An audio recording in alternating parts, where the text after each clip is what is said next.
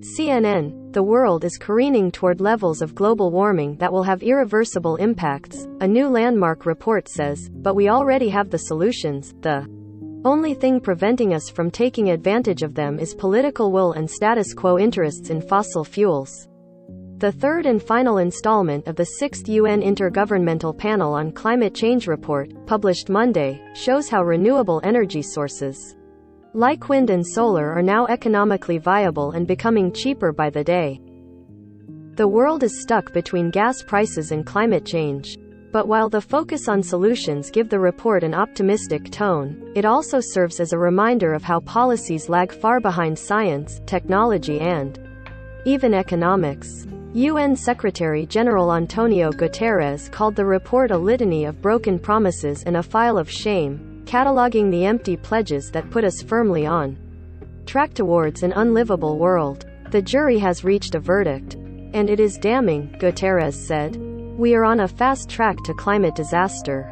If the world doesn't strengthen its policies toward renewable energy, global warming could blow through the 1.5 degrees Celsius threshold that scientists have warned of and surpass 3 degrees by the end of the century, the report's scientists said. The planet is already around 1.1 degrees warmer than pre-industrial. The report was published as much of the world grapples with an energy crunch that has sent energy prices soaring. Russia's war in Ukraine has also moved several countries, especially in Europe, to not only wean off Russian fossil fuel exports but to replace them in part with more renewable energy.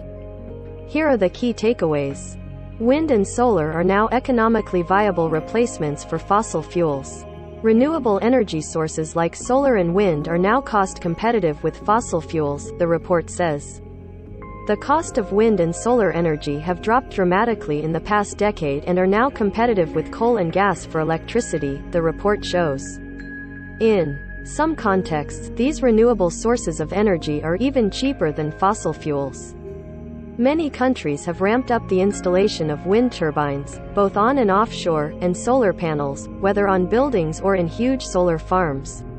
That John power entire communities. Big box stores could help slash emissions and save millions by putting solar panels on roofs. Why aren't more of them doing it? And the amount of electricity generated by renewables is growing rapidly. A recent report by climate think tank Ember showed the world generated a record-setting 10% of its energy from wind and solar 2021. The International Energy Agency said in a recent report that renewable energy capacity grow by more than 60% by 2026, from 2020 levels. While onshore wind and solar are now cost competitive with coal and natural gas for power, there are still huge upfront costs for installation which add to the inequities of the renewable energy transition, according to the report. For that reason, many developing countries, particularly in the global south, lag behind in the adoption of solar and wind power. In deliberations over Monday's report, some developing countries were calling for rich nations to transfer more money to the global south to help it pay for the transition, according to a source familiar with the talks. Those countries argued that wealthy nations were historically more responsible for climate change and should shoulder more of the financial burden. We need to ditch fossil fuels, and fast. A bulldozer pushes coal onto a conveyor belt at the Zhongyou Power Station in Zhongyou, Mianyang City, Sichuan Province of China. To limit warming to 1.5 degrees, or even 2 degrees, the world's energy systems must rapidly decarbonize, the report's authors say. Ending fossil fuel subsidies could also reduce emissions by up to 10% by 2030. The report was published after marathon talks between global representatives went well into Sunday night, during which fossil fuel-producing nations opposed to a declarative call to end the use of coal, oil and gas in the near future, a source familiar with the talks told CNN, without naming particular nations.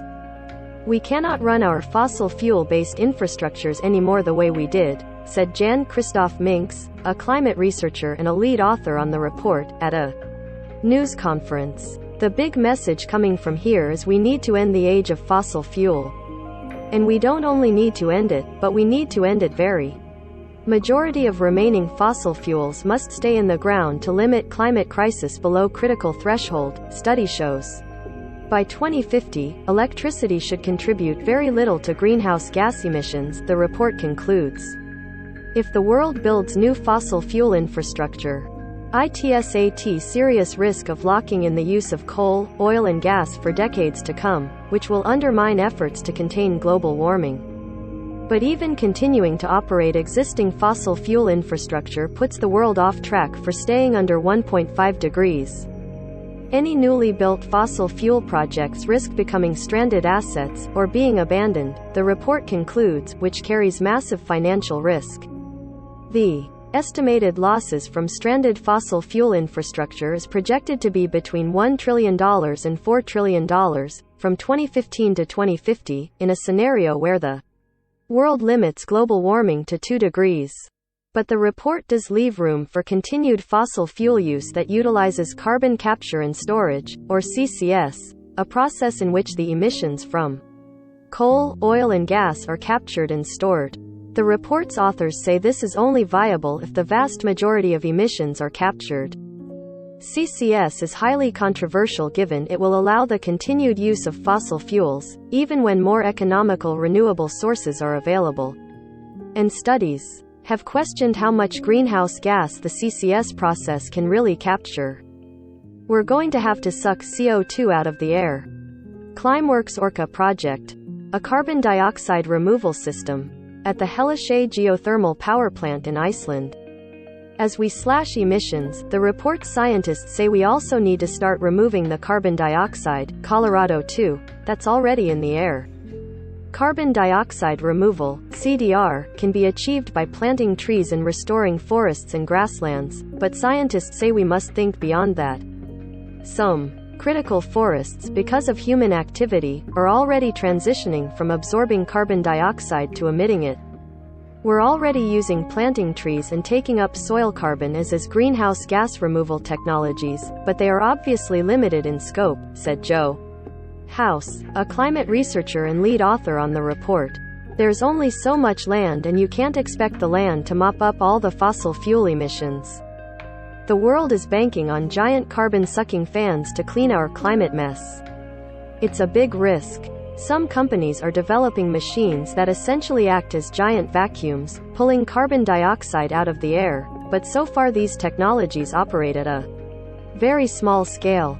Another way to achieve this is ocean fertilization, where nutrients are added to the upper layers of water to encourage plankton blooms, which absorb carbon dioxide from the air. That's been proven to work, but the method has not been studied for long enough to understand whether side effects, like toxic algae blooms, may outweigh the benefits. Despite limited research and technology development in CDR, the report's authors say the world must remove as much carbon dioxide from the air as possible, while reducing emissions, if warming is to be limited to 1.5 or even 2 degrees. The report foresees that in addition to making this pivot to clean energy, that the opportunity is also going to be to remove, through various means, some of the pollution that's already in the system or that's already being poured into the system now, Pete Ogden, the UN Foundation's vice president for energy, climate, and the environment, told CNN. Particularly carbon dioxide, because it is so long-lasting that to turn the ship around, we really need to use all the tools we can. Slashing methane is a quick way to turn down the heat. The bulk of human-induced climate change comes from carbon dioxide, but methane makes up around 20% of global greenhouse gas emissions and is the second biggest contributor to climate change. The gas has more than 80 times the warming power of CO2 in the short term, and the first installment of the IPCC report published last year found slashing methane emissions was one of the fastest ways to turn down the heat. Scientists say this invisible gas could seal our fate on climate change. Methane emissions can come from leaky oil, gas and coal infrastructure and mines. They also come from landfill and agricultural practices, and yes, even from flatulent cows. The concentration of methane in the atmosphere is higher now than any time in at least 800,000 years. One of the biggest takeaways is that in order to minimize the temperature rise, which is getting higher, and from pushing ourselves over potential tipping points and irreversible impacts we really need to make to pull hard on the lever of methane reduction, Ogden said, because that gives us a near-term opportunity to shave off some of the temperature rise. Last year, the United States and European Union announced a global pledge to reduce methane emissions by nearly 30% by the end of the decade. Since then, around 100 nations joined that pledge. China, the world's biggest greenhouse gas emitter, has not yet joined. Individuals could play an important role, but only with political support.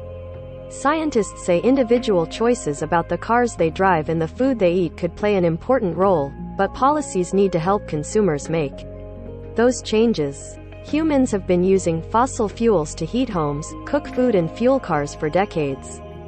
Over the course of more than a century, fossil fuels became entrenched in every aspect of the economy and people's lives to the point that they're often the only option available. He rides his bike, has solar panels, and eats veggies. But this one decision makes his carbon footprint worse. 514. It's this heavy reliance on coal, oil and fossil gas that is behind climate change. While individual choices in tracking your carbon footprint have been popular ways for people to respond to the crisis, there is a growing understanding that real change must come from reducing the availability of fossil fuels, not just the demand. The way consumer choices are presented needs to shift dramatically, the report says, because it could help individuals adopt low-carbon intensive lifestyles. Plant-based diets, food waste reduction and renewable energy options, for example, without ultimately pinning all the onus on them. Without support for these changes, the impact of individual action will be modest, the report shows. People either don't have the technologies available or they can't afford them, House said. So part of this is about the architecture of choices, about making choices available to people, so that they can take the decisions that they want to take, but in a sustainable and affordable way. The rich world's financial contributions are falling short. South Sudanese refugees try to repair their hut during the country's floods in 2021. The rate of climate finance, money that rich countries promised to provide developing countries to address the crisis, has slowed down, according to the report, while the financing of fossil fuels remains high.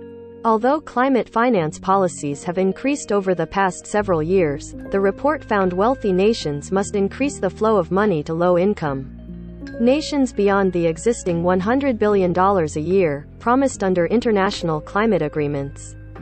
The least developed nations as well as small island nations have historically contributed less than 0.5% of global fossil fuel emissions, according to the report, yet they bear a disproportionate burden of the impacts of the climate crisis. The money contributed thus far has mostly gone toward reducing those countries' greenhouse emissions. More of it, scientists say, should go toward adaptation, finding ways to live with the change. At the COP26 climate talks in Glasgow, Scotland, last year, developing nations complained that the world's richest countries were failing to help them financially, despite having played a negligible role in causing the crisis.